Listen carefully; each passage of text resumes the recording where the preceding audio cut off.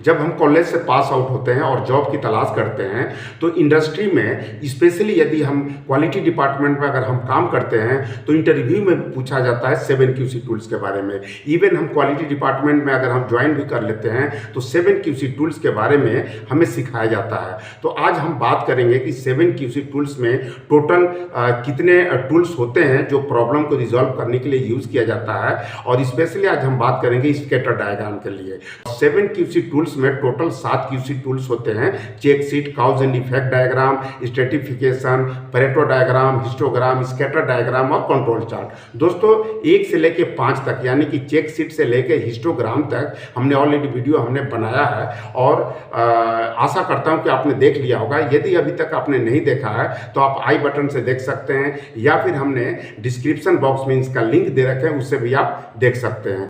आज हम बात करने वाले हैं स्कैटर डायग्राम के बारे में। मैं हूं जगदीश प्रसाद और आप देख रहे हैं आपका अपना चैनल क्वालिटी परफेक्ट इंडिया। दोस्तों आज के सेशन में हम बात करने वाले हैं कि स्कैटर डायग्राम होता क्या है, इसका हिस्ट्री के बारे में बात करेंगे कि ये कब से शुरुआत हुई और एक एग्जाम्पल लेंगे स्कैटर डायग्राम के बारे में, जिससे कि आपको क्लियर कंसेप्ट हो जाएगा। उसके बाद हम बात करेंगे कि स्कैटर डायग्राम को हम ड्रॉ कैसे करेंगे और लास्ट में हम बात करेंगे कि स्कैटर डायग्राम की पैटर्न के बारे में हम बात करेंगे। सबसे पहले हम बात करते हैं कि स्कैटर डायग्राम होता क्या है। कि स्कैटर डायग्राम 7QC टूल्स का एक टूल होता है जो प्रॉब्लम को रिजॉल्व करने के लिए इस्तेमाल किया जाता है, और इसका यूज जो होता है दो वेरिएबल के बीच में रिलेशनशिप के बारे में एनालाइज करने के लिए इसका यूज होता है।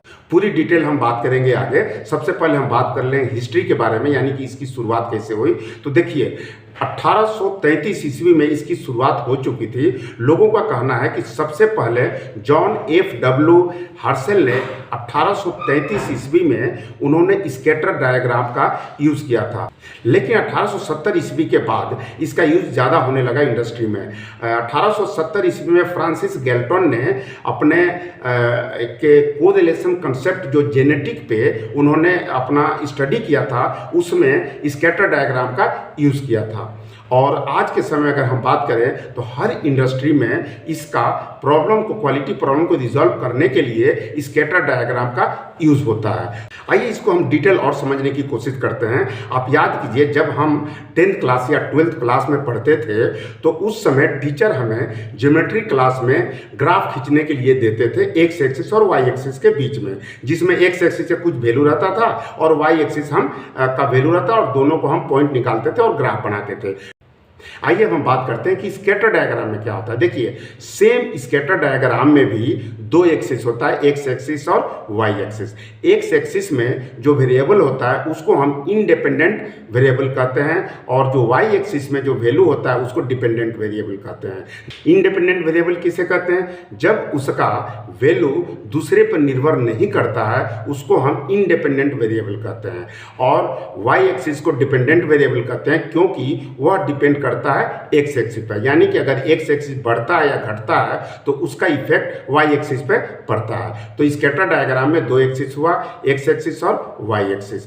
आइए इसको हम एक एग्जाम्पल से समझने की कोशिश करते हैं। मान लीजिए गर्मी का दिन है, गर्मी का मौसम है, और एक शॉपकीपर जो है कोल्ड ड्रिंक का उसका बिक्री सेल हो रहा है। तो वह देखा कि उसने डाटा लिया कि टेम्परेचर जो बढ़ता है, टेम्परेचर जैसे जैसे बढ़ता है सेल्स भी उसका बढ़ता है। देखिए यह डाटा उसने लिया है, वो क्या कर रहा है, ये कह रहा है कि जब टेम्परेचर 20 डिग्री था तो उसका सेल कोल्ड ड्रिंक का 300 रुपीज़ बढ़ा, और 25 डिग्री हुआ तो 400 का सेल हुआ, 30 डिग्री हुआ तो 500 का हुआ।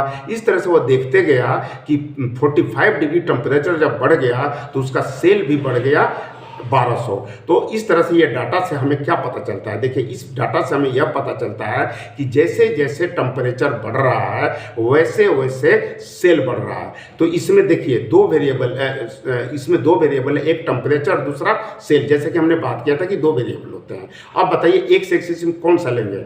एक्स एक्सिस में हम टेम्परेचर लेंगे, क्योंकि टेम्परेचर जो है वह डिपेंड नहीं है सेल्स पे, सेल्स डिपेंड है टेम्परेचर पे। यानी जैसे जैसे टेम्परेचर बढ़ रहा है वैसे वैसे सेल्स भी बढ़ रहा है। इसको आइए अब हम ग्राफ खींचते हैं। देखिए एक्स एक्सिस में, यहाँ पर देखिए एक्स एक्सिस में हमने टेम्परेचर लिया है और वाई एक्सिस में सेल्स लिया है। यहाँ पे सबसे पहले टेम्परेचर अगर 20 डिग्री है तो कितना सेल्स हुआ 300, तो यहाँ पर 300 पर इसका मार्किंग कर देंगे, डॉट लगा देंगे। उसी प्रकार 25 अगर टेम्परेचर है तो 400 डिग्री हुआ, यहाँ पे लगा देंगे।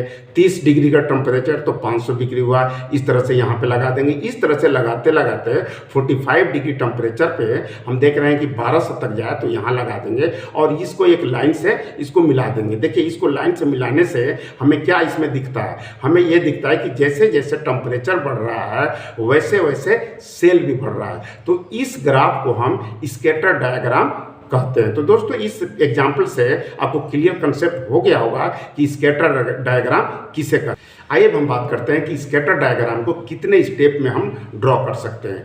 आप 3 स्टेप लेके मात्र आप स्कैटर डायग्राम को ड्रॉ कर सकते हैं। पहला स्टेप है कलेक्शन ऑफ डाटा, यानी कि डाटा को कलेक्ट करना है। दूसरा स्टेप है कि डायग्राम प्रिपरेशन, यानी एक्स एक्सिस और वाई एक्सिस को डिफाइन करना है कि कौन सा इंडिपेंडेंट है और कौन सा डिपेंडेंट वेरिएबल है। तीसरा है उसके बाद हम जब डिफाइंड हो जाता है तो हम प्लॉट करेंगे ग्राफ को या डायग्राम को। ये मात्र 3 स्टेप है। आइए तीनों स्टेप को एक एक एग्जाम्पल लेकर समझने की कोशिश करते हैं कि कैसे हम ड्रॉ करेंगे। पहला स्टेप हमने है कि डाटा कलेक्शन। आप डाटा कलेक्ट कीजिए। डाटा कलेक्ट करते समय आपको 2-3 चीज़ का ध्यान देना है कि जो भी आप प्रोसेस में जाके डाटा कलेक्ट कर रहे हैं तो कम से कम 80 से लेकर 100 तक ज़्यादा से ज़्यादा डाटा लीजिए, जिससे कि डिफाइन हो सके कि इसका ट्रेंड कैसा चल रहा है। दूसरा आपको ध्यान देना है कि वह 2 वेरिएबल का डाटा लेना है जो एक दूसरे से रिलेशनशिप में रहे। रिलेशनशिप में रहने का मतलब यह है कि अगर एक को बढ़ाते हैं तो दूसरा उस पर क्या इम्पैक्ट पड़ता है, क्या इफेक्ट पड़ता है। इस तरह से आपको डाटा लेना है 2 वेरिएबल का, एक्स और वाई एक्सिस का। इसमें देखिए हमने एक्स एक्सिस और वाई एक्सिस में जो डाटा लिया है वो इस प्रकार का है। आप डाटा से एनालाइज कर सकते हैं कि किस तरह से डाटा लेना चाहिए। हमने टोटल 80 डाटा लिया है जो आपको स्क्रीन पर दिखाई दे रहा है। दूसरा हमारा स्टेप है कि प्रिपरेशन करना है डायग्राम के लिए। अब देखिए इसमें 2 वेरिएबल हमने जो डाटा लिया है उसमें डिफाइन कीजिए कि कौन सा इंडिपेंडेंट है,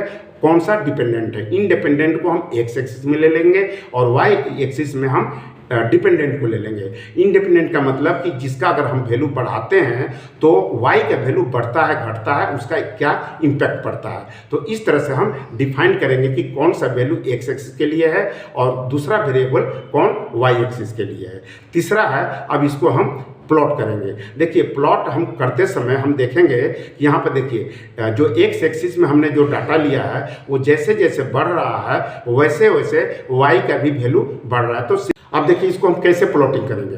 देखिए एक वैल्यू हो गया एक्स एक्सिस का और दूसरा वैल्यू हो गया वाई एक्सिस का। जहाँ जहाँ एक्स एक्सिस का वैल्यू है वहाँ पे आप जाइए और वाई एक्सिस का कितना वैल्यू आ रहा है उस पर डॉट लगाइए। इस तरह से सभी वैल्यू का डॉटेड डॉटेड करके लगा सकते हैं और देखने के लास्ट में आपको देखेंगे कि अब किस तरह से इसका नेचर ट्रेंड इसका जा रहा है, जैसे कि हमने यह फोटो इसमें दिखा रखा है। तो इस फोटो से हमें क्या पता चलता है कि जैसे जैसे एक्स का वैल्यू बढ़ रहा है वैसे वैसे वाई का भी वैल्यू बढ़ रहा है। आइए अब हम बात करते हैं कि स्कैटर डायग्राम में कितने तरह का कोरिलेशन देखने को आपको मिलेगा, यानी पैटर्न कितने तरह का हो सकता है स्कैटर डायग्राम में, इसके बारे में हम बात करेंगे। दोस्तों 3 तरह का कोरिलेशन शिप आपको स्कैटर डायग्राम में देखने को मिलेगा। पहला है कि यदि x का वैल्यू बढ़ता है तो y का भी वैल्यू अगर बढ़ता है तो इस तरह से दोनों का वैल्यू अगर बढ़ता है तो इसको हम पॉजिटिव कोरिलेशन कहते हैं। दूसरा है कि नेगेटिव कोरिलेशन। नेगेटिव कोरिलेशन में हमें देखने को ये मिलता है कि यदि x का वैल्यू अगर बढ़ता है तो y का वैल्यू घटता है। तो इस तरह से अगर ट्रेंड मिलता है उसको हम कहते हैं नेगेटिव कोरिलेशन। तीसरा जो है नो कोरिलेशन। यदि x का वैल्यू बढ़ता है लेकिन y का वैल्यू कोई उसका रिलेशन नहीं है, ना कभी घट जाता है कभी बढ़ जाता है, तो इस तरह से डायग्राम आपको स्कैटरिंग के रूप में मिलेगा, यानी कि कोई रिलेशन नहीं होगा, तो उसे हम नो कोरिलेशन स्कैटर डायग्राम कहते हैं। तो दोस्तों इस वीडियो में हमने समझने की कोशिश यह किया कि स्कैटर डायग्राम होता क्या है, यह कब से शुरुआत हुआ, स्कैटर डायग्राम को एग्जाम्पल से भी हमने समझा कि यह क्या होता है, उसके बाद स्कैटर डायग्राम किस तरह से ड्रॉ करते हैं इसके बारे में बताया, और लास्ट में हमने बात किया कि कोरिलेशनशिप जो है स्कैटर डायग्राम में कौन कौन सा होता है। आशा करता हूं कि ये सभी मैटर आपको क्लियर कंसेप्ट हो गया होगा। यदि फिर भी कोई डाउट है तो आप इसको कमेंट करके आप मेरे पास भेजिए, मैं उसको रिजॉल्व करने की कोशिश करूंगा। और यह वीडियो अगर आपको पसंद आता है तो आप इसे लाइक करें, नए हैं तो सब्सक्राइब करके बेल आइकन जरूर दबाएं, और यदि यह वीडियो आपको पसंद आता है तो आप अपने दोस्तों के साथ भी इसको शेयर कर सकते हैं जिससे उन्हें भी कुछ सीखने को मिले। तो दोस्तों नेक्स्ट वीडियो में फिर मिलते हैं। Thank you so much.